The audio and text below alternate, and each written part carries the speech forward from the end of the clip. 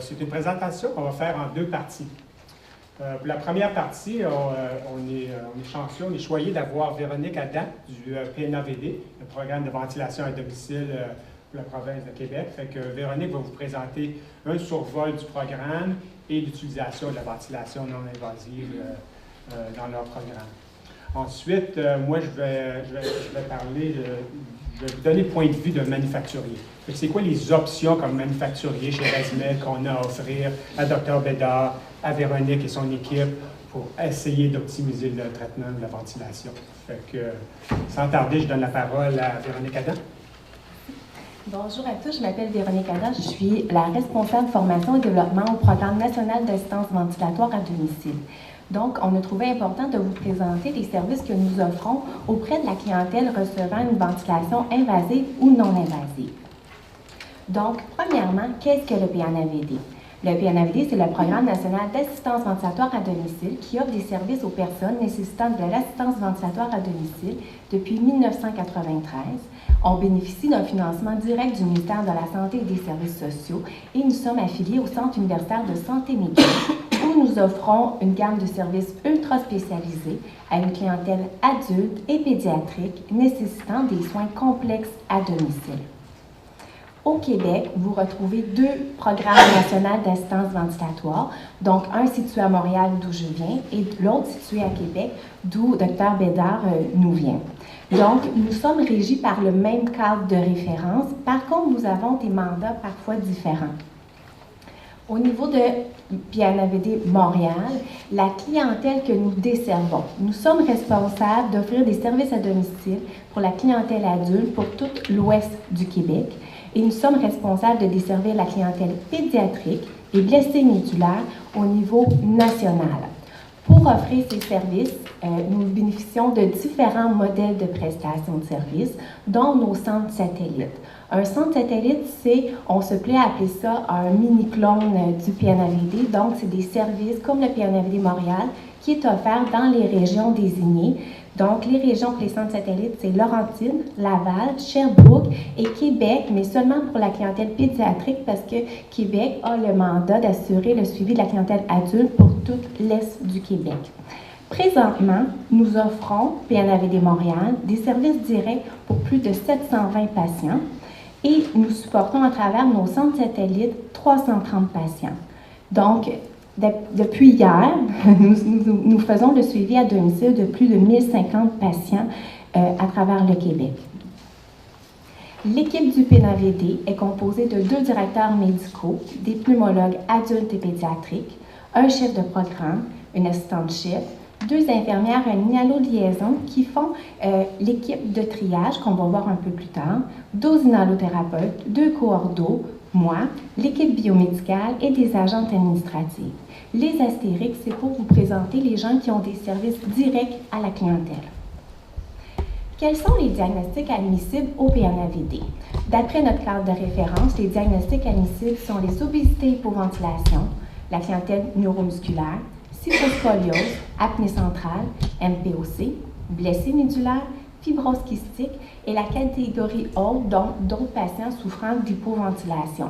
Comme vous voyez, la clientèle neuromusculaire compose une des clientèles majoritaires dans notre programme. Elle a été habituellement la clientèle neuromusculaire. C'est nouveau là, que la clientèle obésité ou hypoventilation a dépassé ce groupe. D'ailleurs, la raison d'exister du PNAVD a été au départ en 1993 la clientèle neuromusculaire pour leur permettre de retourner à domicile et de rester dans leur famille. Lorsque vous voulez avoir des services auprès du PNAVD, quel est le cheminement qu'on peut offrir à vos patients? Tout d'abord, nous devons recevoir une demande de consultation qui doit nous provenir d'un pneumologue, intensiviste ou neurologue situé au Québec, bien sûr. Ensuite, la demande va passer avec notre équipe de triage. Donc, on a vu tantôt 2 infirmières et une inhalo-liaison. Ils vont faire l'évaluation de l'admissibilité, d'après les critères du cadre de référence, de la faisabilité du retour à domicile et de la priorisation qu'on doit faire de ce dossier-là. Ensuite, il va être dirigé à travers le service qui est requis au patient d'après son territoire. Si besoin, nous pouvons prendre en charge l'initiation à la ventilation, surtout chez la clientèle neuromusculaire. Ensuite, on va procéder à son retour à domicile et des visites de suivi. Donc, concrètement, les services offerts, on a vu le processus d'évaluation, l'initiation à la ventilation non invasive et la formation. C'est un gros volet chez nous, c'est très important. Les patients doivent être autonomes avec leurs équipements, doivent savoir comment installer leur masque, comment régler les problèmes qu'ils vont rencontrer. Également, on offre la formation aux familles, aux aidants naturels et aux organismes qui ont des relations avec le patient. Le concept d'empowerment est une priorité chez nous avec notre clientèle. Ensuite, on assure l'approvisionnement des équipements et fournitures. On y va toujours avec le premier agent payeur, mais s'il n'y a pas d'agent payeur, c'est le budget PNAVD qui va prendre en charge le tout. Ensuite, on assure la transition, le retour à domicile. On va faire l'installation de l'équipement à domicile, formation sur place. Également, on implique les INALO partenaires dans les régions pour faire le suivi de ces patients. Ensuite, les visites à domicile sont assurées par notre équipe à une fréquence variable, donc tout dépendant des besoins du patient, mais tous les patients doivent être vus au minimum une fois par 6 mois. Et on offre un service de garde pour des urgences techniques pour toute notre clientèle, donc en dehors des heures de bureau et sur le temps de week-end. Une visite à domicile, ça consiste en quoi? On peut la séparer en 2 volets. Vous avez l'évaluation clinique et la vérification technique. Dans l'évaluation clinique, c'est sûr qu'on va prendre les signes vitaux, on va questionner le patient sur les signes d'hypoventilation, faire les téléchargements des équipements, vous allez voir ça avec Doc tout à l'heure. On regarde tout ça. Ensuite, la vérification technique, c'est qu'on va s'assurer que les équipements soient bien fonctionnels, que le patient est confortable avec les techniques et les équipements qu'on lui a prodigués. Et ensuite, on va évaluer le besoin d'ajouter d'autres thérapies, comme on a vu avec Dr Bédard tout à l'heure. Pour pouvoir offrir des services à la grandeur du Québec, nous avons dû développer des services de télésanté. Donc, on peut séparer les services de télésanté en 2 types, visioconférence et télévisite. Au niveau de la visioconférence, vous pouvez voir le premier type ici. On va former des professionnels à travers le Québec par visioconférence. On organise la session. Par exemple, ça peut être un enfant pédiatrique au CHU de Québec qui veut faire un retour à domicile. Donc, on va commencer l'enseignement avec les familles par visioconférence. Ensuite, si on regarde la deuxième image vers le bas, ça c'est moi il y a quelques années qui visitais mon patient à Bécomo. Donc, par visioconférence, avec les nanothérapeutes de la région, mon patient et sa mère, on peut faire une visite à domicile aussi bien que les patients qui résident à Montréal, grâce à l'aide de l'inhalothérapeute également, et on les soutient au niveau de la formation en faisant des visioconférences. Si on regarde l'autre système qui s'appelle Télévisite, c'est un système un peu différent. Donc ici, c'est une borne télévisite qu'on installe au domicile du patient. Et nous avons nos équipements à Montréal et on peut se brancher. Quand le patient nous appelle, ça nous prend 5 minutes et on est branché. Puis on a un contact direct avec lui. On peut même faire l'évaluation de ses signes vitaux. Ici, vous avez le saturomètre. Ici, la caméra portative qui nous permet, par exemple, d'aller voir si le patient est blessé sur l'arête de son nez. On peut aller voir quel type de blessure il a et également les brasseurs à pression. Il est certain que ce type d'équipement est réservé à des patients en région éloignée et qui ont une mobilité très réduite. Donc, ça leur permet aussi d'avoir accès, exemple, avec nos directeurs médicaux également. Au PNAVD, plusieurs équipements sont utilisés d'après les besoins du patient. Donc, vous avez les biniveaux pour la ventilation non invasive, les respirateurs pour les ventilations invasives, les techniques d'assistance à l'atout, donc on l'a vu tantôt avec le inexsufflator et l'appareil à succion. Et pour l'oxygène, nous travaillons en collaboration avec les régions parce que ce n'est pas notre mandat, nous, à Montréal. Donc, voici un tableau qui reflète, c'est le résumé un petit peu de la présentation, un bref résumé de la présentation de Dr Bédard. On va regarder la physiopathologie de la maladie neuromusculaire, quel impact ça a sur la ventilation du patient. Donc, le patient neuromusculaire, on sait que tranquillement, il va avoir une faiblesse musculaire progressive qui va s'installer, qui va apporter une diminution du tonus des muscles intercostaux et accessoires, qui va faire que l'atrophie musculaire va être en progression. Comme résultat, on l'a vu, ça va apporter un changement au niveau de la compliance de la paroi thoracique. Donc, on va amener une rigidité de la paroi thoracique et même dans certains diagnostics, comme surtout la SLA, on va même trouver une dysfonction au niveau bulbaire. Donc, tout ça a un impact majeur sur les volumes pulmonaires du patient. Hein? Donc, les volumes vont être réduits de beaucoup. Le patient, pour compenser, qu'est-ce qu'il va faire? Il va augmenter sa fréquence parce que lui, il a besoin d'aller chercher plus d'air avec une respiration superficielle et non efficace. Ensuite, on l'a vu tout à l'heure, il va avoir une résistance des voies aériennes supérieures et parfois même une obstruction qui va s'installer. Chez les maladies neuromusculaires, on voit souvent un phénomène d'apnée centrale qui s'installe, qui apporte aussi une diminution à la réponse à l'hypoxémie, donc la baisse d'oxygène, et à l'hypercapnie, la hausse du CO2, qui est le mauvais gaz dans la ventilation. Qu'est-ce que ça va apporter concrètement chez le patient? Ça lui apporte une incapacité de tousser et de dégager ses sécrétions.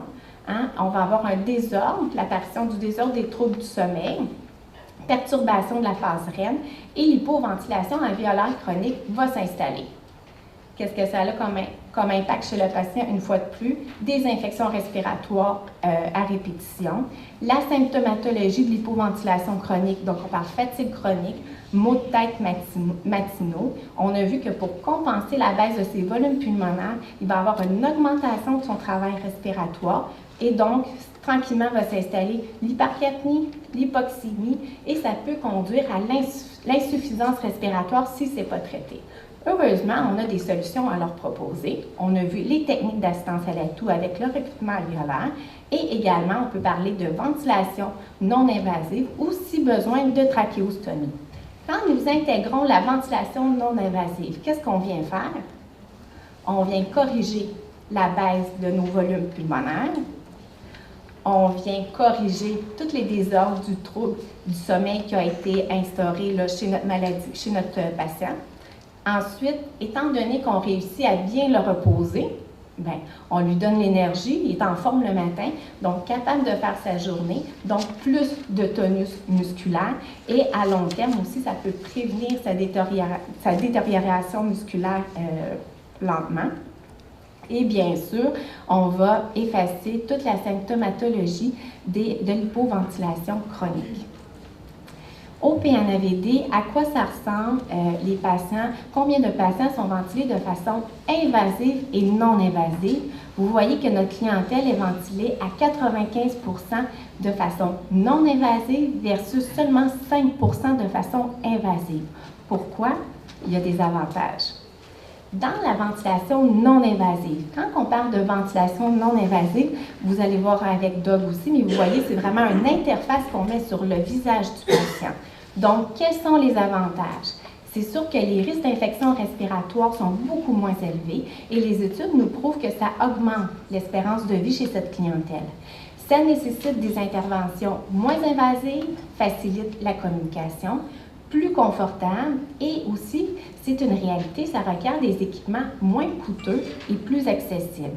Quels sont les désavantages de la ventilation non invasive? C'est sûr que c'est inefficace s'il y a une présence d'obstruction des voies aériennes supérieures ou d'œdème important. Si le patient est incapable de dégager ses sécrétions avec les techniques qu'on peut utiliser maintenant, c'est sûr qu'on ne pourra pas utiliser une ventilation non invasive. Également, un des points négatifs, c'est que l'interface est toujours présente au niveau du visage et à très long terme, ça peut causer une déformation au niveau du visage. Et bien sûr, ce type de ventilation ne peut pas être utilisé avec un patient inconscient. Si on regarde la ventilation invasive, quels sont les avantages? C'est sûr que ça diminue le risque d'obstruction des voies aériennes supérieures, ça diminue l'espacement, donc diminue la résistance à la respiration, facilite le dégagement des sécrétions. Plus discret, on pourra en discuter, hein, parce qu'on n'a pas d'interface au niveau du visage, mais il y a quand même un trou au niveau de la gorge. Et également, ça facilite la ventilation avec un accès plus direct pour aspirer les sécrétions ou pour ventiler. Je vous donne l'exemple d'un jeune bébé. Avoir une interface sur le visage, ça peut bouger et c'est des risques à sa ventilation. Quels sont les désavantages? Les risques sont beaucoup plus élevés d'infections respiratoires. On va avoir besoin de soins de trachéostomie, des changements de canule, besoin d'aspiration de sécrétion à l'aide des cathéters qui peut causer de l'hypoxémie chez les patients et être inconfortable, bien sûr. Et la communication est parfois plus difficile avec les patients avec trachéostomie. Donc, qu'est-ce qu'on peut retenir de ça? C'est que ça nécessite des soins beaucoup plus complexes, des équipements plus complexes et des gens très, très bien formés. Je laisse la place à mon confrère Dave. Merci.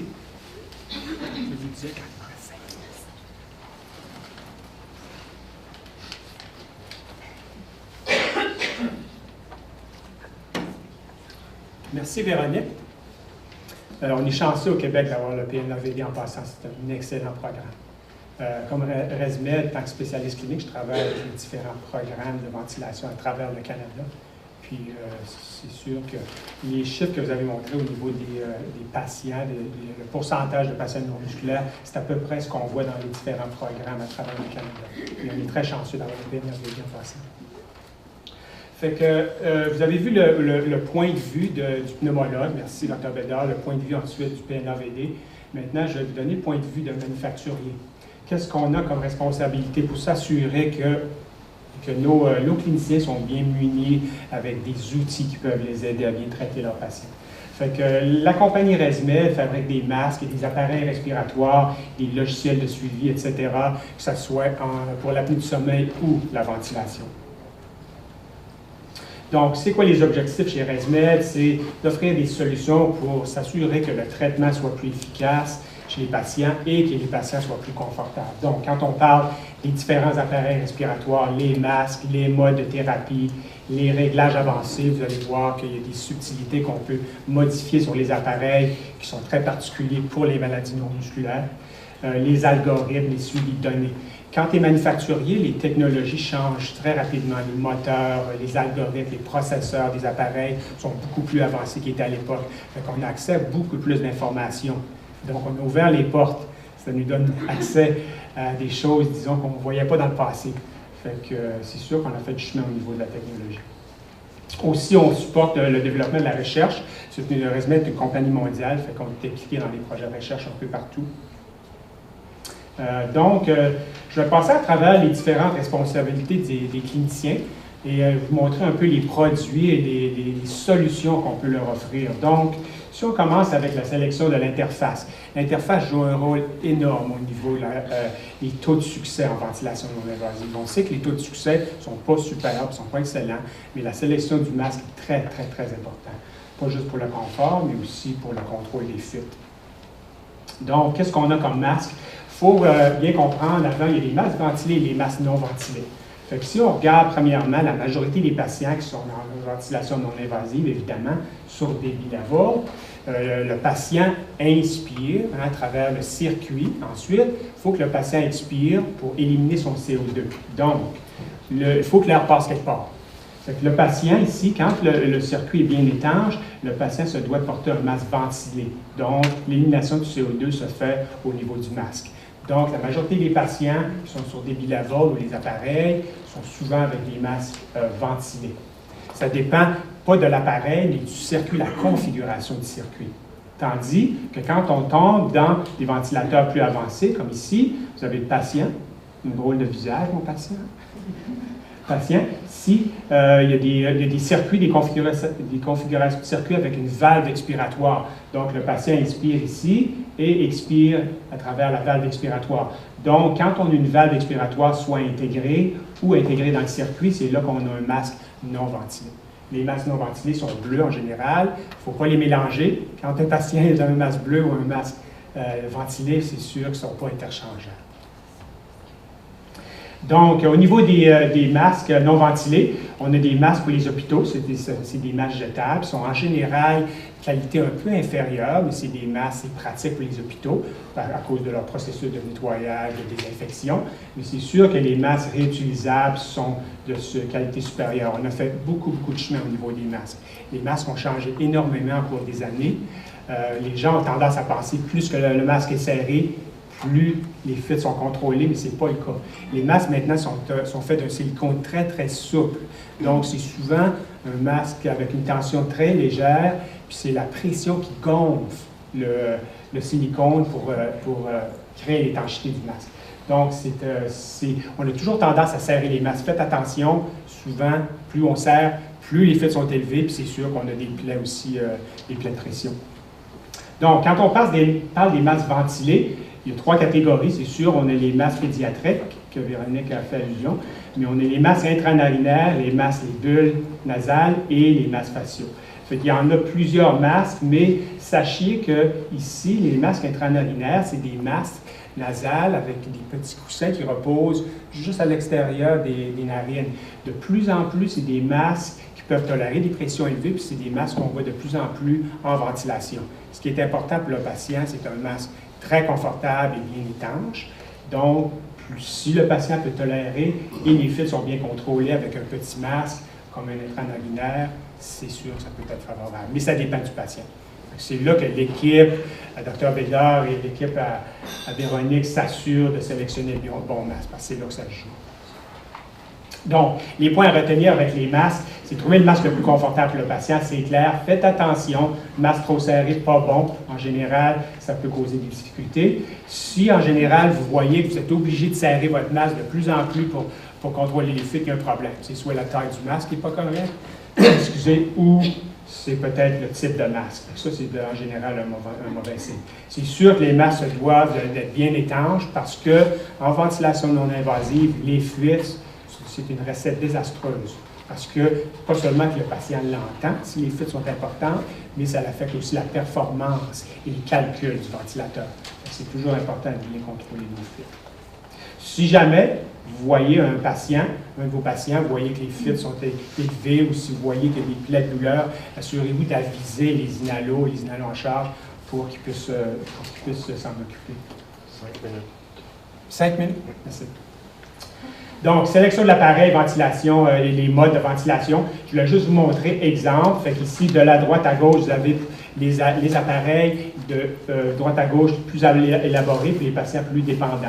Fait qu'ici, on a un bilevel de base pour les patients qui ont besoin de ventilation nocturne, approuvé à 13 kg. Ensuite, on tombe à des appareils un peu plus avancés avec une batterie interne, 2 programmes, des appareils idéaux en pédiatrie, un peu plus avancés. Ensuite, l'Astral, qui est notre nouveau ventilateur, si vous êtes, pour ceux qui sont venus faire leur tour au kiosque, on l'avait hier au kiosque, c'est tout petit.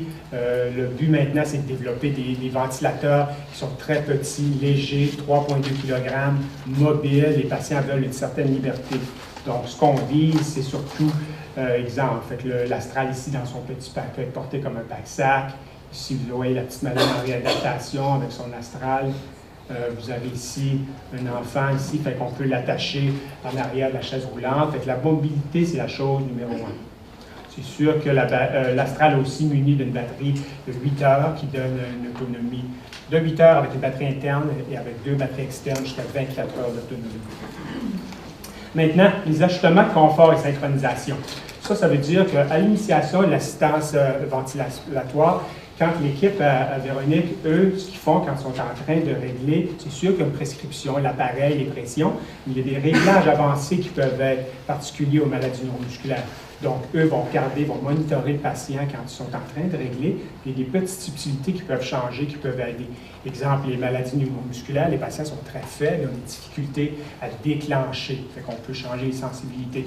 Il y a aussi la synchronisation entre les patients neuromusculaires ont typiquement un temps expiratoire très court, on peut changer le temps expiratoire. Fait que ce qu'on fait, c'est qu'on leur donne accès sur l'appareil, pendant qu'ils font l'initiation de la ventilation, ils peuvent voir les mesures de ventilation, ils peuvent voir toutes les courbes, une respiration à la fois, très important. Ils peuvent voir ensuite les fuites, les mesures de volume courant, ça leur permet de faire des ajustements. Ça, je vais le sauter. Ensuite, au niveau des suivis, qui est très important, quand ils font leur suivi, il faut s'assurer que le patient est bien ventilé, mais que les fuites sont bien contrôlées et que les réglages sont bien contrôlés. Fait que sur l'appareil, ils peuvent voir jusqu'à 365 jours de données, les alarmes, les changements qui ont été faits, les heures d'utilisation, le calcul des fuites sur 365 jours. Fait que ça leur donne une idée rapide au niveau de l'efficacité du traitement. Et si jamais ils veulent plonger un peu plus creux, ils peuvent toujours aller avec une carte USB ou une clé USB pour télécharger les données. Ils ont encore 365 jours de données. Là, ici, ils peuvent voir vraiment les détails. Ils peuvent voir les statistiques numériques des index, des fuites, des fréquences, des volumes courants, etc. Puis, c'est sûr que c'est des logiciels très élaborés pour les aider à mieux ajuster ou modifier les réglages. Ils peuvent même aller voir une respiration à la fois. Chez ResMed, on dit qu'on change des vies, une respiration à la fois. C'est littéralement ce qu'ils peuvent faire ici. Ils peuvent aller voir une respiration à la fois pour voir s'il y a des désynchronisations. C'est ma fini. Fait que, ce qui est important, c'est ce qu'on se rend compte de plus en plus, c'est qu'il y a des problèmes de désynchronisation avec les appareils et les patients. Le patient sur un ventilateur, c'est comme deux pompes. Hein, les poumons, une pompe, le ventilateur, c'est une pompe. Il faut qu'ils travaillent en harmonie ensemble. S'il y a des désynchronisations, c'est un gros problème. Eux peuvent voir, quand ils vont voir les données détaillées, s'il y a des problèmes, ça les permet de faire des ajustements. Encore, ici, ils peuvent avoir aussi l'option d'oxymétrie, ils peuvent voir les désaturations avec l'hypoventilasation. Encore ici, c'est l'exemple, ils peuvent avoir une respiration à la fois, la pression de l'appareil et le niveau du patient.